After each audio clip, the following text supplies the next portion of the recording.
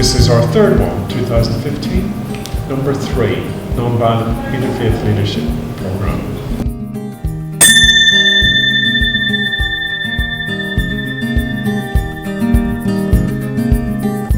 I came from Africa, and especially Southern Sudan, a country that has been torn apart because of violence. So if you talk about violence, so I know much about it, what it means and what are the consequences of violence. And I also understand what it means to live in a peaceful life without violence. So I have experienced all these things. You walk into the hardware store next door and you buy a can of spray paint and you come up and you spray on this poster, "This is sexist." Is what you have just done an act of violence? Or is what you have just done an act of non-violence? So the practical tools, skills and strategies might be in my daily life using mindfulness practice, so that if I'm used to centering myself, stilling myself, being aware of my body, then in that moment when I'm confronted with my own violence or someone else's violence, I can consciously make a choice.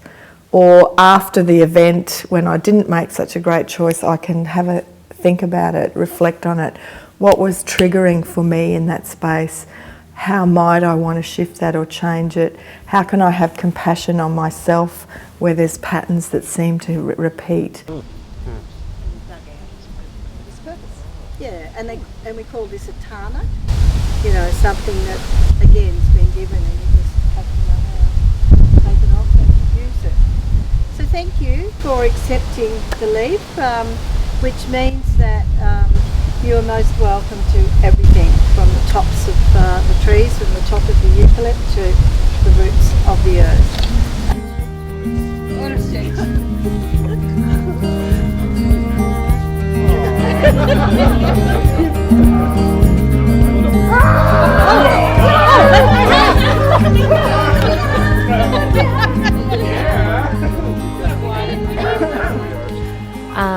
So a bit of body work actually with exploring how do we respond to violence, and particularly looking at the two-handed approach of, you know, really clearly saying no when we encounter violence in all its different forms and all at different levels, from kind of personal relationships to workplaces to social issues.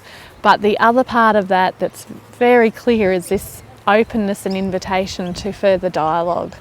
I feel like that's something that I wanted to explore more myself. I think there are times where I don't do that effectively, where I get overly defensive or I get overwhelmed by kind of anger directed at me, particularly if it's anger directed personally at me. So learning how to manage that and stay grounded and have some kind of key anchors for the way I want to work.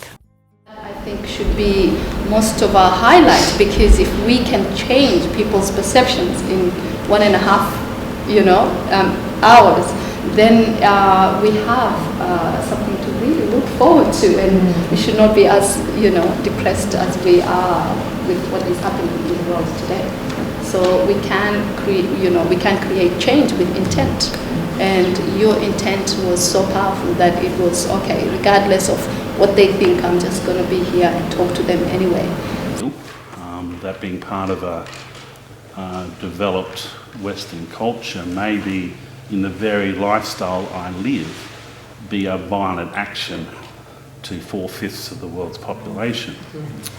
And that at the fundamental level of how I consume the Earth's resources, is that not violent? That was the reflection I was reflecting upon. Very challenging thing, scary thing, because I think then what am I to do? Now, I was talking in Improv before about taking control and taking steps. But what is fair? What is just? What is a right level of consumption. It is also about your own self, because you can discover a lot that you also have violence in you, and you need to address that as an individual. It is also benefit for your family, also benefit to your own friend, also benefit to your community, a place of work, and wherever your peer group. I'm not going to start now. With the tragic events over the weekend, it's often hard for a Muslim to be in the public space, and to come to a space that is so full of love and peace and harmony is so nurturing and so healing. So I want to thank you to the organisers, thank you to the participants for making today possible, and it's an absolute honour to be here.